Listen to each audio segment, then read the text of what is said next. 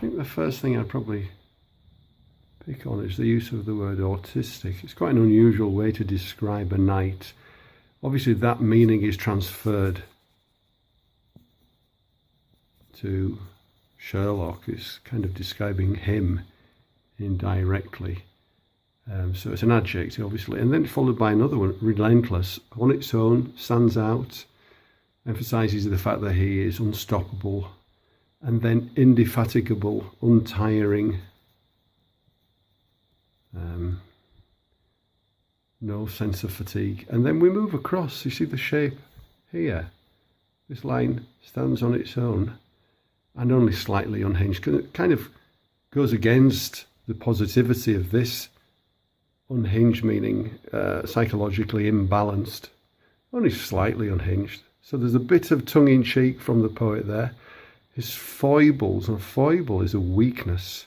His foibles dangling, so it's kind of, metaphorically speaking, the errors or his weaknesses dangling from him like a speckled band. Now, if you know Sherlock Holmes, Speckled Band is one of his stories, so that's kind of a subtle allusion to one of his stories. My blessed. So now we've got a pronoun. So the poet is introducing himself into the poem. My blessed anti-hero. So he's an anti-hero. Very descriptive, very precise descriptive term there. Stands, present tense. Interesting use of present tense.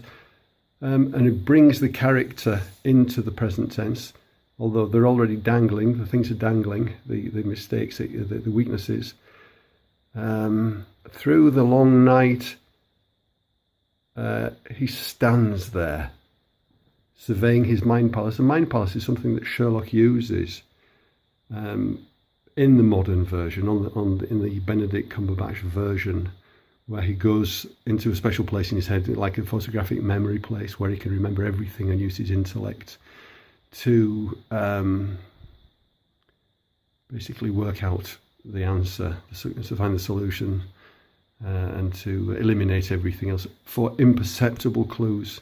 Again, very precise words. So imperceptible, nobody else can see these things, but he finds them. Opens windows, that's obviously an IT allusion. Windows within windows, minimises, again, IT, the conceit, the extended metaphor is continued. Double clicks again on the one uneliminated datum. Interesting use. That's not a word you hear very often. We hear data. It's the singular. So it's the one thing that's not been eliminated. Harvests, bounteous encounters with utter unknowns. So he's harvesting, he's looking at these meetings with people who are completely unknown, and he's harvesting them. So he's making the most, in various guises. We know he goes undercover, light years ahead of his foes. This again stresses his intellect, his superiority, and all these words beginning with "oh" all started outsteps, outthinks, outsmarts, all positive things, but this one's negative, outwoes. So he has a lot of bad news. There's a bad, darker side to Sherlock, he's every acquaintance. Filial means to do with the brother. Filial stabs, because his brother has a kind of antagonistic relationship with him.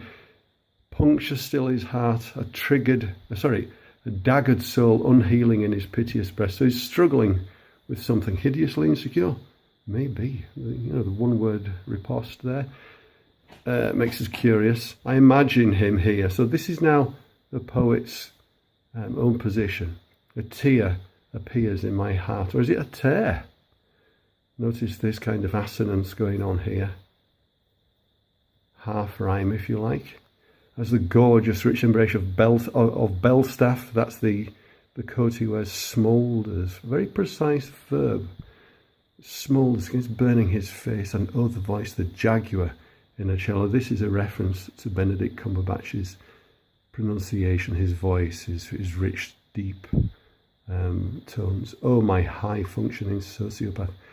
Because Sherlock is, despite his huge abilities, still a bit of an oddball, bit of an extrovert, at the same time an introvert and a sociopath, so someone who doesn't really have good ability or natural ability to relate to other people. At the same time, he can still figure them out. This is the kind of paradox in the whole of Sherlock, really. my high functioning, oh, my Cumberbatch, my Sherlock. So this is now finally relating it to the actor. There's a lot you can say there, lots of things, but if you just look at the actual layout, you can see how the lines, fairly regular for lots of it, but the places where they do move across, it draws your attention to how they stand out.